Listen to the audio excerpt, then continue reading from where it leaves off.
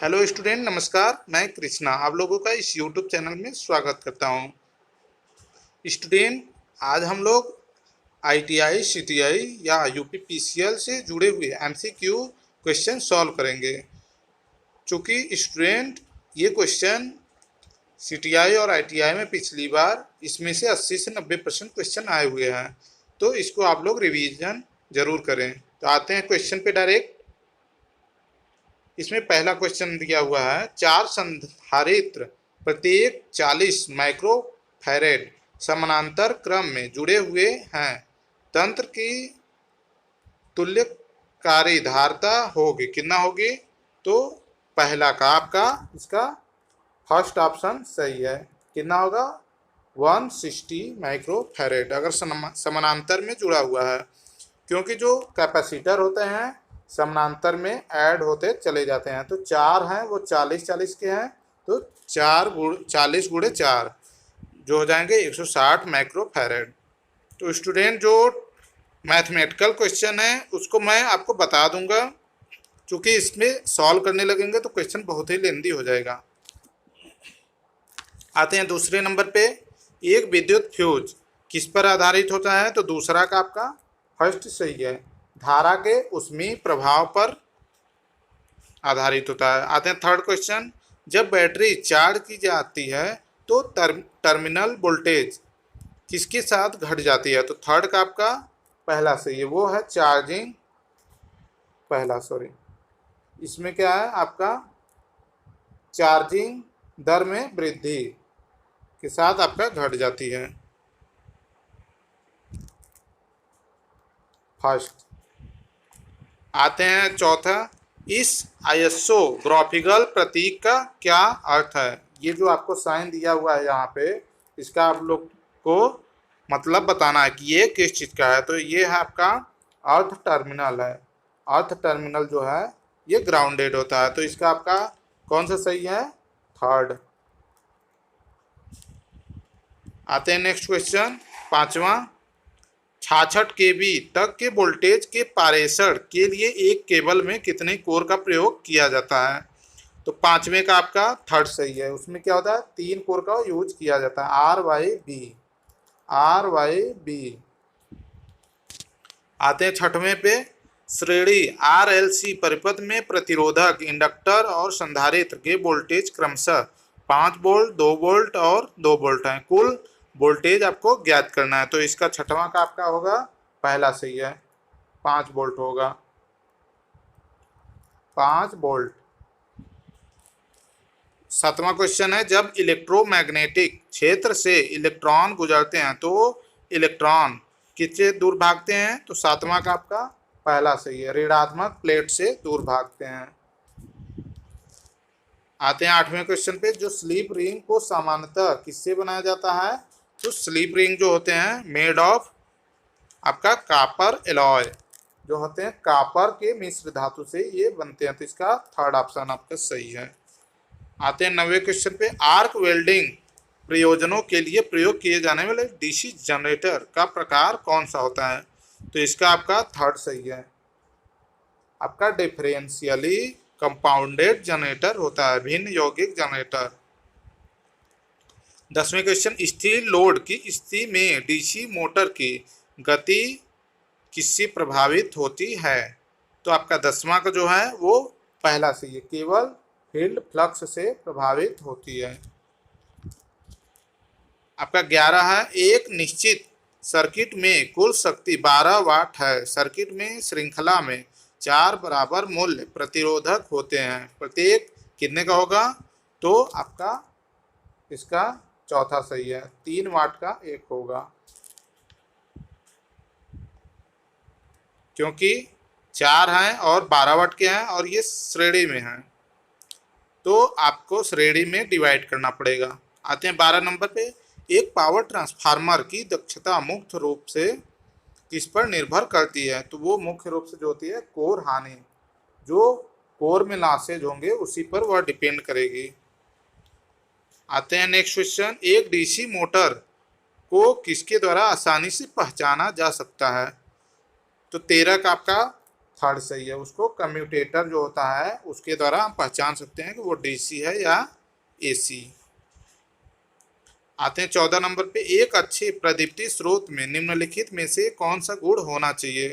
तो 14 का आपका पहला सही है, इसमें पर्याप्त प्रकाश होना चाहिए।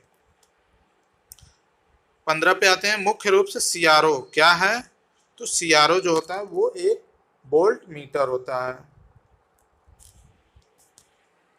आपको 16 नंबर है, दशमलव संख्या दिया हुआ है 58, उसका आपको बाइनरी संख्या बताना है। तो इसको आप लोग सॉल्व कर लेंगे, तो इसका आपका आंसर जो है वो पहला सही है, 111,010 पहला सही है।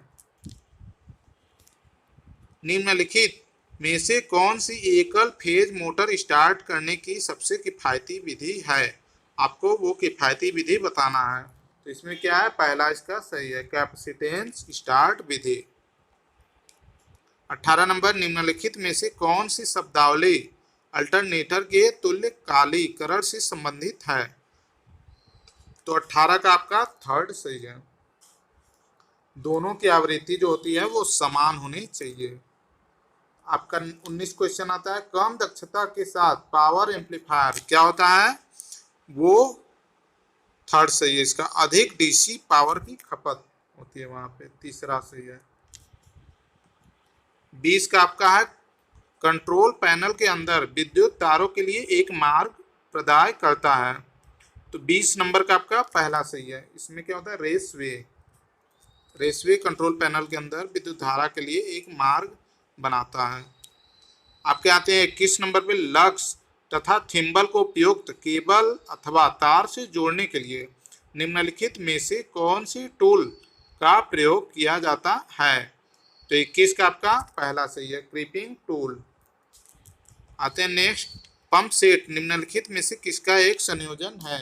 तो 22 का आपका थर्ड सही है, इलेक्ट्रिक मोटर और हाउस इम्प्लेयर जो है, electric motor and house impeller. 23 पे आते हैं, निम्नलिखित में से कौन सा ऊर्जा का एक गैर पारंपरिक स्रोत है। तो आपका इसमें क्या होगा, सोलर एनर्जी, चौथा सही है। अब आते हैं 24 पे, उन बिंदुओं पर आर्मेचर कॉइल का क्या प्रभाव जहां ब्रश स्थित होता है। तो 24 का आपका थर्ड सही है, शून्य ईएमएफ इंड्यूस करता है। 25 पे आते हैं, एक ओवरहेड लाइन का प्रयोग विद्युत शक्ति को क्या करने के लिए किया जा सकता है। तो 25 का आपका थर्ड सही है, संचारित अथवा वितरित। एलवी वितरण के लिए किस प्रकार के इंसुलेटर का उपयोग किया जाता है। तो 26 का आपका फोर्थ सही है, पिन इंसुलेटर प्रयोग किया जाता है। अब आते हैं 27, सामान्य केबल जो वितरकों और उपभोक्ता लोड टर्मिनल के बीच जुड़ा होता है क्या कहलाता है वो। 27 का आपका पहला सही है, उसको सर्विस लाइन या सर्विस मेन कहते हैं। आते हैं नेक्स्ट क्वेश्चन 28, हार्ड प्लेट का प्रयोग निम्नलिखित में से किस उद्देश्य के लिए किया जा सकता है। तो 28 का आपका सही है, वो थर्ड, हार्ड प्लेट क्या करते हैं, खाना बनाने के लिए हम लोग उपयोग करते हैं। आते हैं 29, यदि 100 ओम 200 ओम 300 ओम के 3 प्रतिरोधों को समानांतर क्रम में जोड़ा जाता है एवं इस पर आरोपित वोल्टेज जो है वो भी है, तो आपको इसमें से ऑप्शन बताना है। तो 29 का आपका थर्ड है, प्रतिरोधकों से होकर वोल्टेज समान रहेगा जबकि उनमें प्रवाहित धारा जो होगी वो भिन्न होगी, वोल्टेज आपका सेम रहेगा। आते हैं 30 क्वेश्चन पे, चित्र में दर्शाए गए व्हीट स्टोन ब्रिज नेटवर्क में ABCD संतुलित है जब P equal to 500 ohm, Q equal to 250 ohm और S इक्वल टू 12 ओम। तो आपको अननोन जो होता है RX वो बताना है। तो 30 का आपका कौन सा थर्ड सही है, 6 ओम होगा, आप निकाल लीजिएगा इसको। अब आते हैं 31 क्वेश्चन पे, इलेक्ट्रीशियन शोल्डर में प्रयुक्त टीन और लाइट की संरचना कितने % होती है। तो 31 का आपका पहला सही है, 60% टीन होता है और लेड जो होता है वो 40% होता है। प्लेट अर्थिंग के लिए प्लेट का आकार किससे कम नहीं होना चाहिए? तो 32 का आपका पहला सही है। 600 mm गुणे 600 mm का वर्गाकार होना चाहिए। 33 का आते हैं, किस प्रकार के वायरिंग का उपयोग विस्फोटक प्रूफ प्रतिष्ठानों में किया जाता है? तो 33 का आपका चौथा सही है। इसमें मेटल कंड्यूट वायरिंग का प्रयोग करते हैं। 34 का आपका आते हैं, विद्युत युक्तियों में एक इलेक्ट्रोमैग्नेट से सरलता से उत्पन्न फ्लक्स को परिवर्तित करने का सबसे आसान तरीका क्या है? तो 34 का आपका थर्ड सही है। इसमें एक्साइटिंग कुंडली में धारा परिवर्तित किया जाता है। अब आते हैं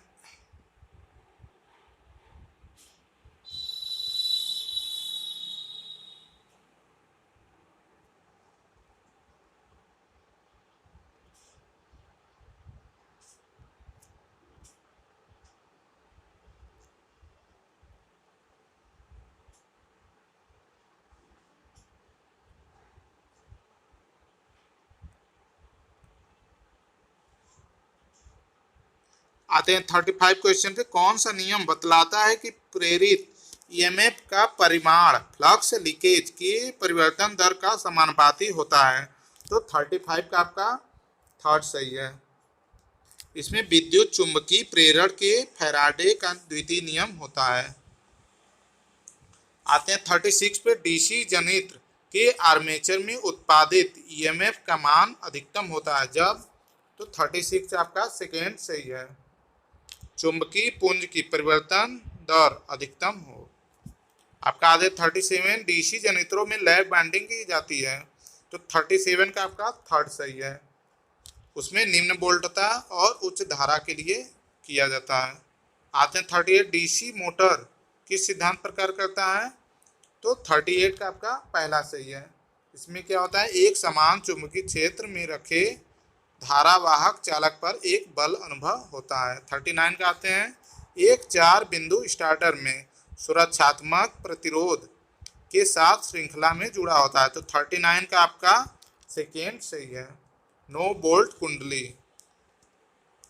40 का आपका सही है।